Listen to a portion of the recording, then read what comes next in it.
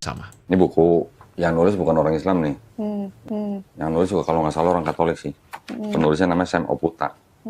The Greatest Celestial Deception. Jadi apa? Penipuan terbesar perbintangan ya. Ini ada kata-kata begini. Yang saya kuningin. Mitra, like Jesus, was venerated as the way, the truth, the life, the light, the word, the Son of God, and as the God Spirit. Ingatnya ayat apa kalau lihat baca begitu? Yohanes 14 ayat 6 dong. Akulah jalan dan hidup. Akulah jalan dan kebenaran dan hidup. Tidak ada seorang pun sampai kepada Bapa kalau tidak melalui aku. Apa bedanya sama Dewa Mitra? Sama juga disebut the way, the truth, and the life. Mitra like Jesus. Jadi memang konsepnya itu memang konsep yang diadopsi dari kepercayaan-kepercayaan sebelumnya. Jadi, kata Don Ditan, konsep Kristen adalah konsep yang diadopsi dari kepercayaan berikutnya. Atau mungkin bisa dikatakan konsep Yesus Kristus itu diadopsi dari Dewa Mitra. Don Ditan itu kan dia mengangkat buku dan dia mengatakan tulisannya itu seorang bernama Sam Oputa, ya.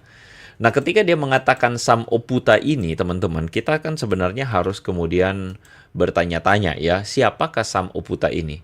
Nah, kalau teman-teman masih ingat, dia menerjemahkan The Greatest Celestial Deception ini adalah penipuan perbintangan ya. Nah, sebenarnya bukan penipuan perbintangan ya, karena itulah dari situ kelihatan contohnya bahwa Don Ditan ini hanyalah orang yang kemudian menerjemahkan secara literal. Jadi mereka nggak pernah paham secara konseptual, mereka sulit paham ya. The Greatest Celestial Deception ini bisa diterjemahkan penipuan surgawi terbesar. Jadi penipuan mengenai hal-hal spiritual atau surgawi. Nah, itulah kira-kira begitu ya. Nah, penulisnya siapa? Penulisnya adalah Sam Oputa. Nah, teman-teman kalau lihat Sam Oputa ini saya berusaha cari jejak-jejak akademisnya. Saya nggak ketemu loh, teman-teman.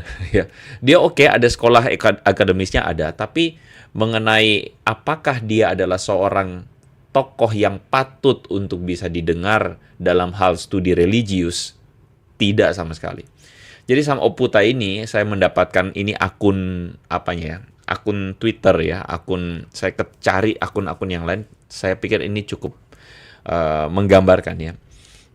Di sini adalah akunnya dia, tulisannya author Akashic Records of Free Will, Why Man Was Created, dan sebagainya. Ini adalah penulis buku tersebut, tapi saya jadi pikir, ngapain juga ya dia punya profile picture nih, gambar perempuan pakai bikini ya, begitu.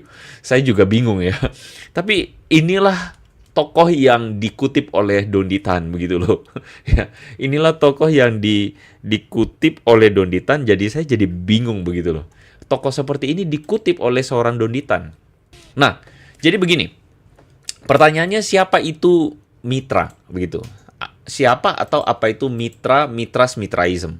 Teman-teman, kalau kita belajar baik-baik, kita coba kumpulkan, saya berusaha kumpulkan data semua, kita akan menemukan beberapa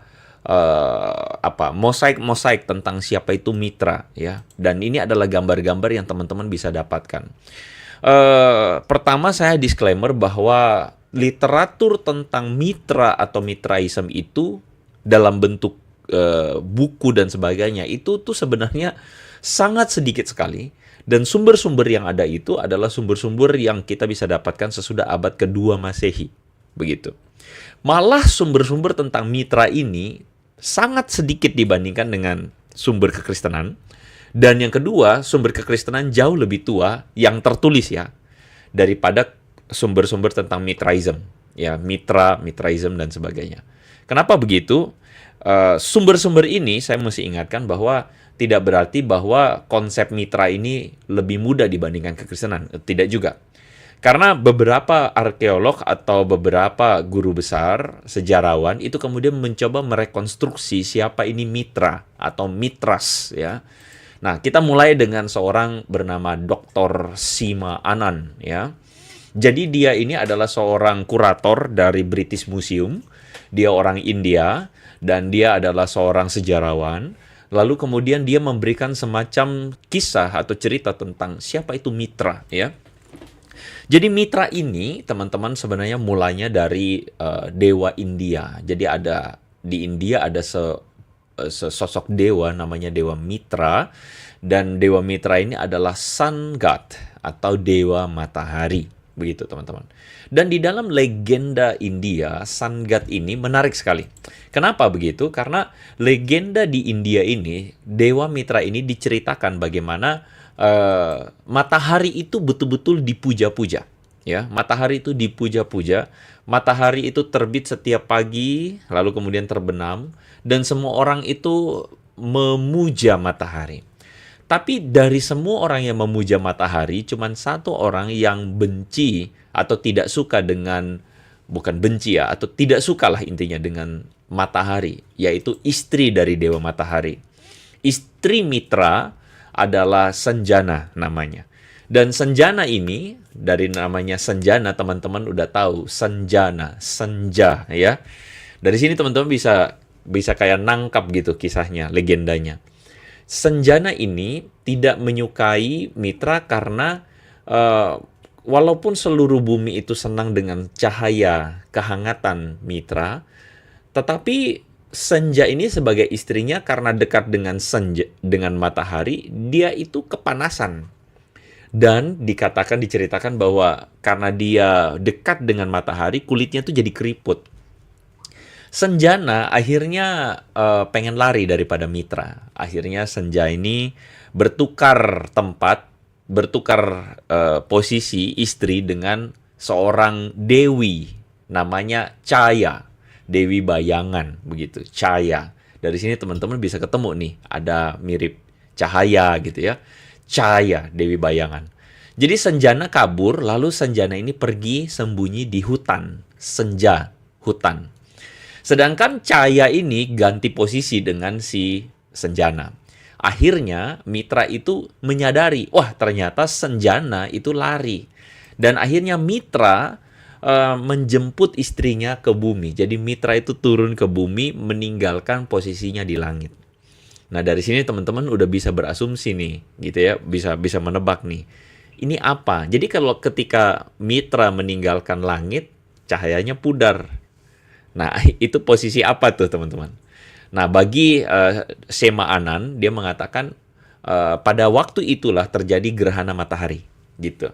Jadi gerhana matahari karena Mitra itu menjemput Sanjana. Nah itu gerhana matahari terjadi. Nah teman-teman, dalam kisah seperti ini kisah mitologi sekali lagi ya, mitologi India, dan dikisahkan bahwa para pemuja Mitra ketika kehilangan cahaya Mitra, maka mereka akan mengejar Mitra. Mereka mengejar dan mereka tidak ingin Mitra itu meninggalkan tahtanya di langit ya. Makanya para orang-orang pemuja Mitra itu kemudian pergi mengejar cahaya. Nah, mengejar cahaya kemana? Mengejar cahaya ke barat. Begitu loh teman-teman. Jadi dalam cerita tersebut, para pemuja Mitra ini lalu kemudian mengikuti, kan matahari kan dari timur ke barat tuh. Dari bumi kan kelihatannya matahari dari timur ke barat. Jadi kalau kita berjalan ke barat, maka kita akan mengejar cahaya matahari. Nah, jadi pemuja Mitra itu akhirnya pergi ke barat untuk kemudian mengabarkan tentang Mitra. Makanya dari sana muncul versi kedua dari Mitra, yaitu di Persia. Nah, gitu ceritanya teman-teman. Menarik ya. Jadi Mitra yang ada di Persia itu adalah disebut sebagai dewa yang all-seeing protector of truth gitu. Yang maha melihat, yang melihat kebenaran, begitu. Nah, ini muncul di dalam inskripsi, sekali lagi, bukan kitab ya. Jadi ini muncul dalam inskripsi, jadi muncul dalam semacam tablet atau semacam tulisan keterangan gitu ya, di dalam inskripsi Artaxerxes kedua. Di tahun 400 sampai 358 Masehi kira-kira, sebelum Masehi. Dan Mitra ini, nama Mitra ini mulai dikenal oleh orang-orang Persia. Mitra di Persia berbedanya dengan India adalah karena orang Persia sudah punya dewa matahari. Namanya Vareseta. Vareseta ini tidak tergantikan Jadi mitra ini posisinya sudah tidak lagi dewa matahari, tapi mitra ini menjadi penjaga atau hakim di jembatan Cinfat. Ya, ini menarik. Jembatan Cinfat. Ini jembatan yang harus dilalui oleh semua orang mati. Nah, kalau teman-teman perhatikan, ini adalah penggambaran dewa mitra di Persia. Tidak hilang cahaya mataharinya, tetapi fungsinya adalah bukan seperti mitra di India yang adalah benar-benar dewa matahari, tapi mitra di Persia ini menerangi, maha melihat ya segala kesalahan-kesalahan orang. Karena apa? Karena di dalam kepercayaan Persia ada sebuah jembatan yang bernama jembatan Cinfat yang harus dilalui semua orang mati. Waktu dia jalan di jembatan tersebut, ketika dilihat oleh mitra ada yang salah, maka orang tersebut akan jatuh.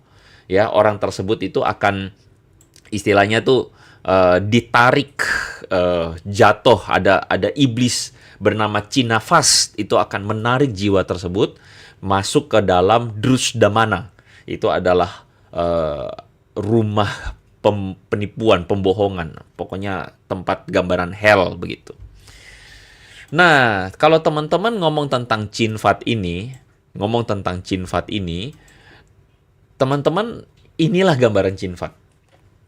Jembatan. Nah, gitu ya. Di situ teman-teman sudah tahu ini jembatan apa, ya. Jembatan Cinfat ini konsep dari Persia, ya, atau mungkin konsep Zoroastrianism, pra-Zoroastrianism, ya. Nah, kalau teman-teman tahu bahwa dalam kepercayaan Kristen tidak ada jembatan-jembatan ini, begitu. Tetapi ada di dalam kepercayaan saudara kita dari Muslim, yaitu jembatan Siratul Mustaqim. Ada konsep yang mirip, ya. Sekarang saya tidak ngomong ini sama, tapi ini mirip, begitu. Nah, pertanyaannya adalah ketika Don Ditan mengatakan agama Kristen itu mengadopsi konsep pagan, loh, Don Ditan ini masalahnya nggak ngaca, atau memang dia nggak tahu aja gitu. Dia nggak tahu bahwa sebenarnya ada konsep yang juga mirip ya, saya nggak bilang sama ya, mirip dengan konsep yang, ya konsep Siratul Mustaqim ini, yaitu konsep jembatan Cinfat ini ya. Saya nggak tahu bacanya Cinfat, Sinfat, apa itu, saya mohon maaf saya nggak tepat pelafalannya. Tapi ya udah, ini konsepnya. Dan mitra adalah penjaga dari jembatan ini. Begitu kira-kira teman-teman. Nah, mitra itu disebut maha melihat. Nah, ini kebetulan juga nih ya, di dalam konsep saudara-saudara kita Muslim yang seberang, salah satu nama Allah itu adalah Allah Al-Basir, yaitu Allah maha melihat. Ya, kebetulan mirip saya pikir ya. Jadi mirip atau enggak itu teman-teman silakan teman-teman tarik kesimpulan. Menurut teman-teman apakah ini terlalu kebetulan atau bagaimana? Ya, saya nggak tahu.